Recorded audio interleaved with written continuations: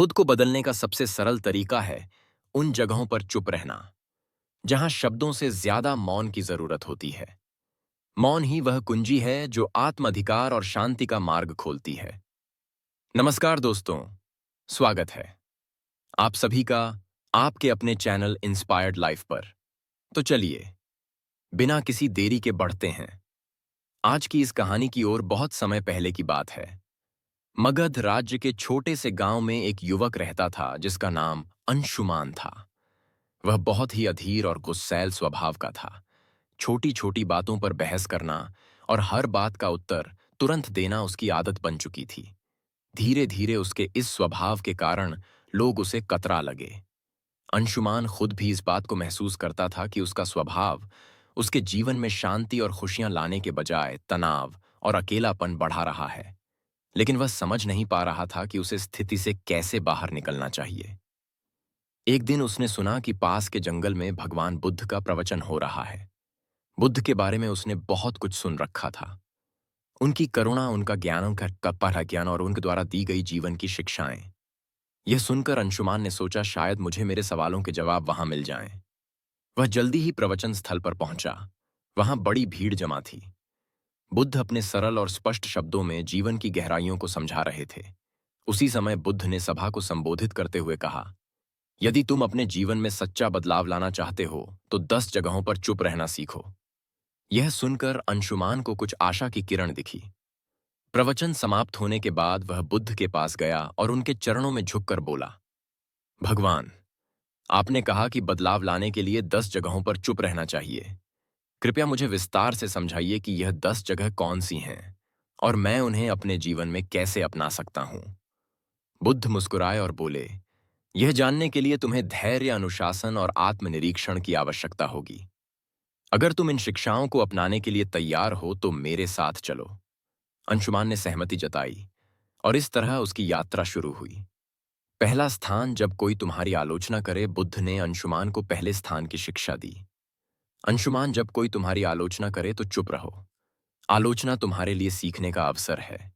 यदि तुम गुस्से में प्रतिक्रिया दोगे तो तुम कुछ भी नहीं सीख पाओगे। लेकिन अगर तुम चुप रहकर सोचोगे तो तुम समझ सकोगे कि वह आलोचना सही है या गलत। बुद्ध ने उसे एक उदाहरण दिया। एक बार एक व्यक्ति ने मुझे अपशब्द कहा। मैंने चुप रहकर उसकी बात सुनी।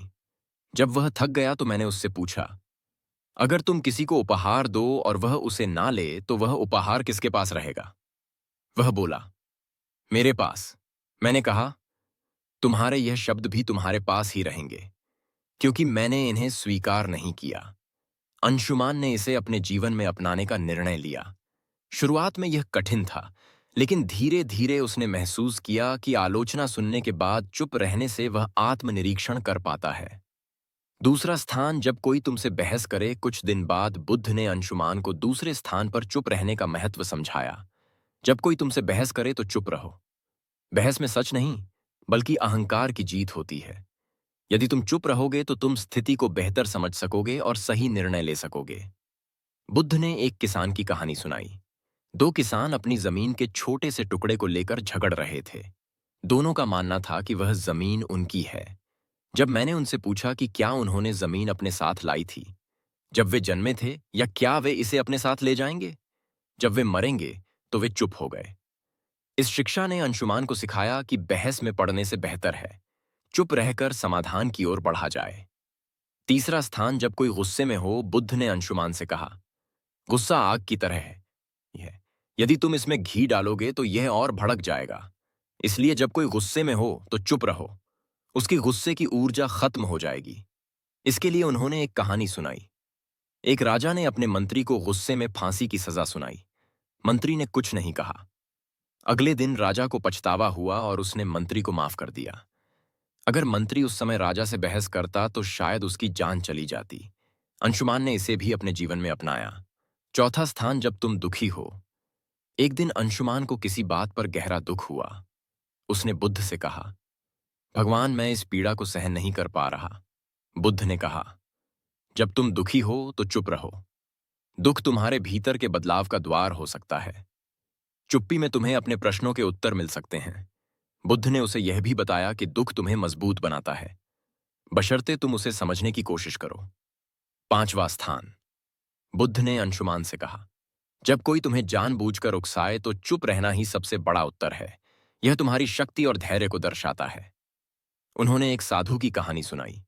एक बार एक साधु को गांव के लोग परेशान करते थे, लेकिन वह साधु हमेशा शांत रहता था। धीरे धीरे गांव वालों ने उसे तंग करना छोड़ दिया। उनकी चुप्पी ने उन्हें बदल दिया।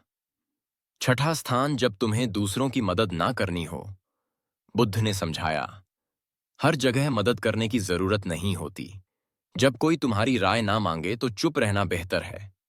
यह शिक्षा अंशुमान के लिए बहुत उपयोगी साबित हुई। सातवां स्थान। जब तुम्हें अपने ज्ञान पर घमंड हो। बुद्ध ने कहा, ज्ञान विनम्रता का आभूषण है। यदि तुम अपने ज्ञान का प्रदर्शन करोगे तो वह खोखला हो जाएगा। आठवां स्थान। जब कोई सत्य सुनने को तैयार ना हो। बुद्ध ने अंशुमान से कहा, सत्य का मूल्य तब तक नहीं होता जब तक उसे स्वीकार करने वाला तैयार ना हो। ऐसे में तुम्हारे शब्द व्यर्थ होंगे और तुम केवल अपना समय और ऊर्जा खो दोगे। अगली परीक्षा के लिए तैयार हो जाओ। दूसरी परीक्षा। जब कोई बहस करे। बुद्ध ने अंशुमान को एक व्यापारी के पास भेजा जो हमेशा अपने ग्राहकों से बहस करता रहता था। बुद्ध ने कहा, इस व्यापारी से कोई सवाल पूछो और जब वह बहस करे तो चुप रहो। अंशुमान व्यापारी के पास गया और पूछा, आपके सामान की कीमत इतनी अधिक क्यों है?